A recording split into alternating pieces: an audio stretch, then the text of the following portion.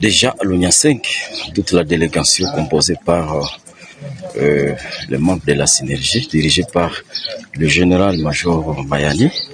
Nord Kivu, arrivée de la délégation des VDP à l'Unyansenge, dans le territoire de Lubero, après avoir traversé plusieurs zones récemment abandonnées par le M23 RDF. Bien, c'est l'arrivée, ils sont là, c'est notre arrivée, c'est notre arrivée,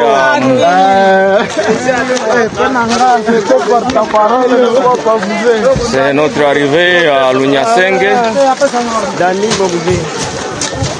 c'est notre arrivée à l'Unyasenge, nous sommes là, c'est bien. C'est notre arrivée à l'Unyasenge, même de femmes engagées sont là, sont très nombreuses. Voilà, c'est le porte-parole Guy Ngabo qui arrive. Quelle est votre appréciation? Merci, nous sommes déjà là. Oui. C'est la délégation de la synergie Frograno. Oui.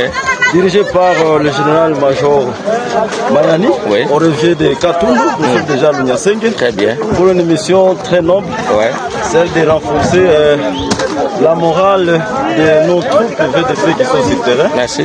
Voilà, nous pensons que tout va se passer bien.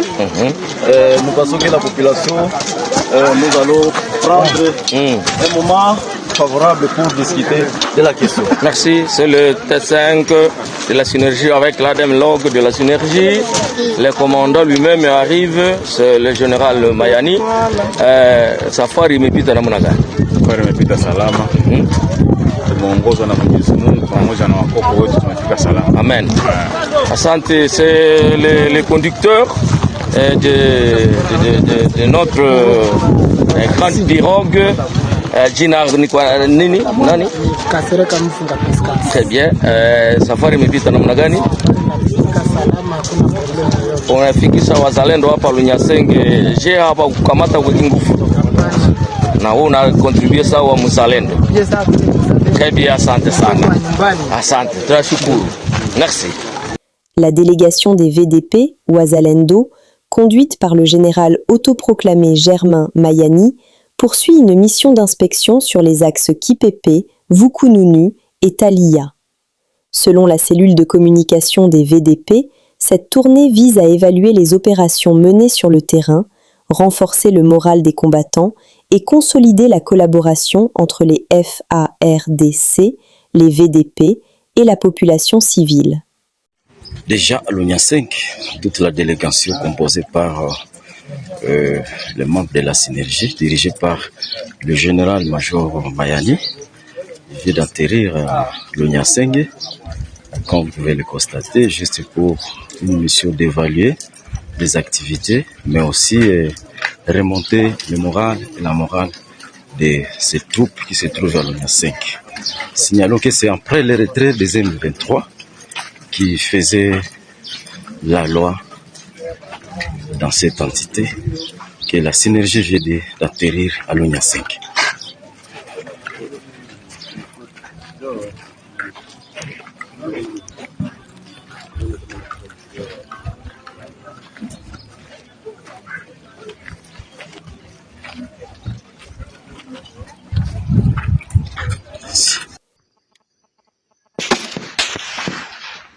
Alerte sécuritaire en RDC, agression rwandaise, Sud Kivu sous tension.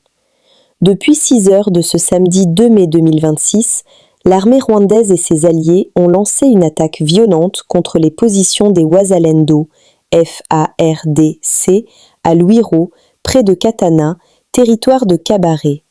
Cette localité stratégique est aujourd'hui au cœur des affrontements, confirmant les alertes répétées sur le renforcement des forces ennemies sur plusieurs lignes de front.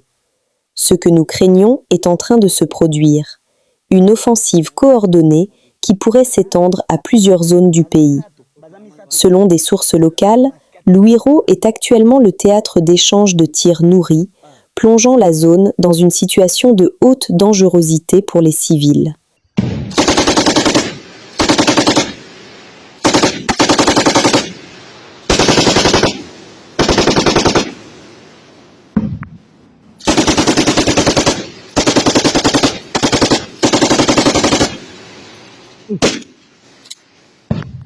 Les élèves et les enseignants se cachent sous les pupitres pendant que de rudes combats se poursuivent à Louiro. Nous sommes en deuxième A. Voilà comment les élèves se cachent parce qu'il y a crépitement de balles. En tout cas, ça chauffe ici à Louiro. Nous sommes dans la classe. En tout cas, ça chauffe beaucoup. Raison pour laquelle nous nous cachons. Parce qu'ici, vraiment, ça chauffe. Ça chauffe vraiment.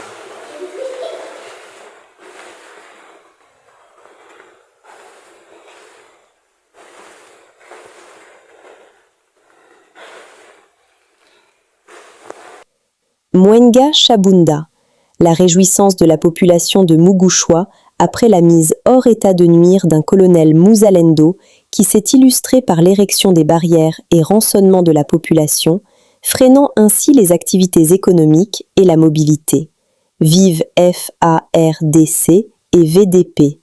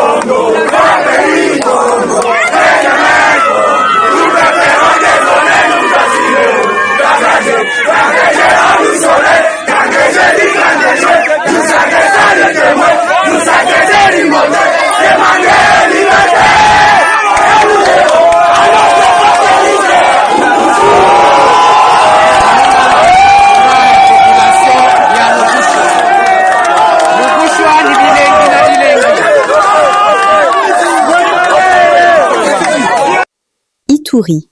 Des éléments présumés ADF ont organisé mardi dernier des réunions à Makuku et Ndioka, dans la chefferie des Babila Bakwanza, en territoire de Mambasa, pour exiger de nouvelles taxes à la population locale. Selon des sources de la société civile, les habitants doivent verser 30 000 francs congolais pour l'identification des champs, ainsi qu'une redevance de $50. Plusieurs civils enlevés ces derniers jours auraient également retrouvé la liberté après paiement de rançon via mobile money.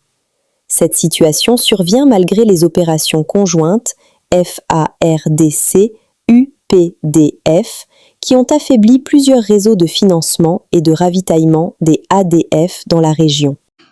Contre le Rwanda. Contre le Rwanda, contre Paul Kagame.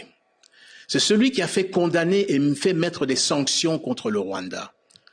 Et c'est celui qui est en train d'arracher cette indépendance, cette colonie dans laquelle on nous avait mis, et réduit ce peuple à l'état d'esclavage.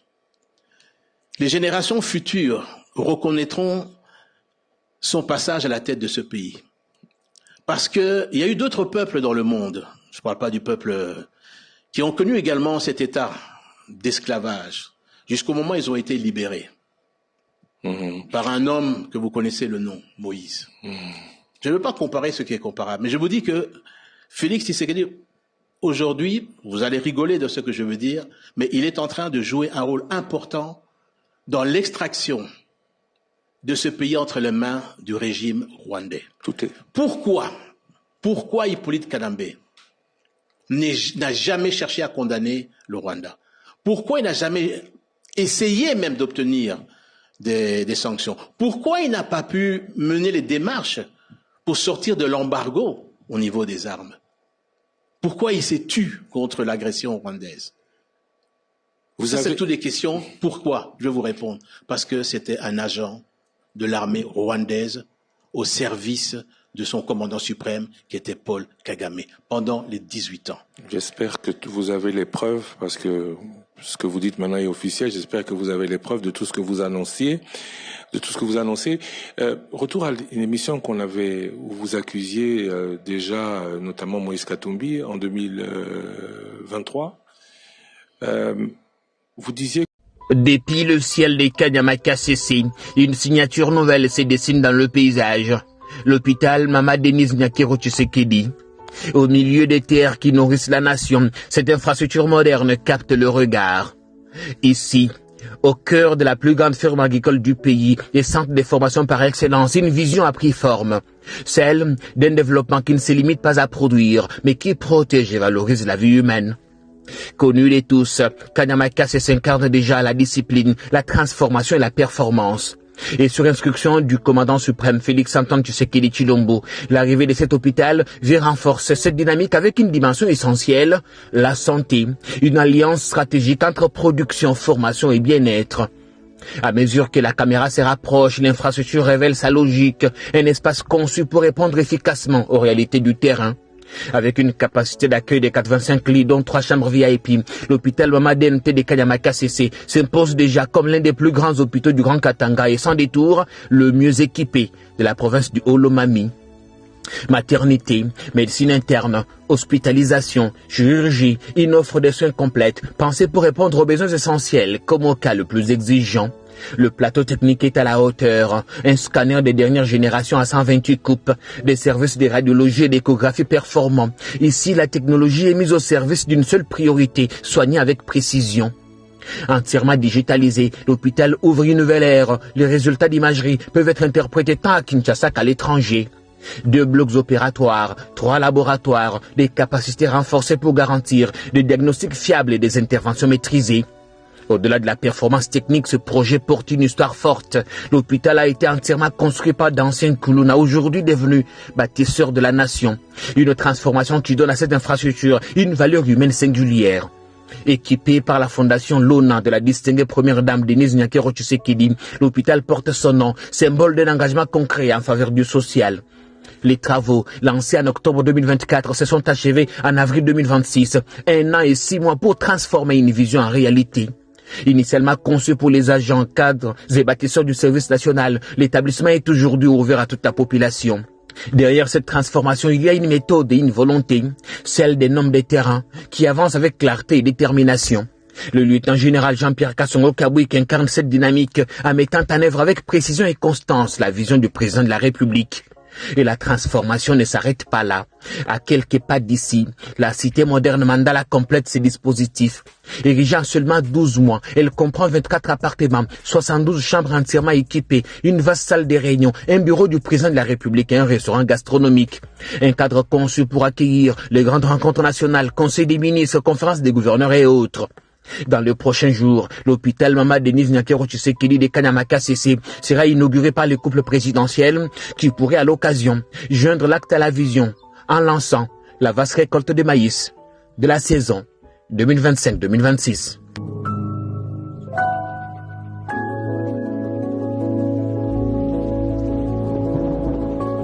Nous sommes arrivés à la fin de cette édition. Merci à vous de nous avoir suivis jusqu'ici. Si vous avez apprécié ces contenus, n'oubliez pas de vous abonner à notre chaîne, d'activer la cloche de notification pour ne rien manquer de nos prochaines vidéos. Likez et partagez cette vidéo. On se retrouve très prochainement. À bientôt.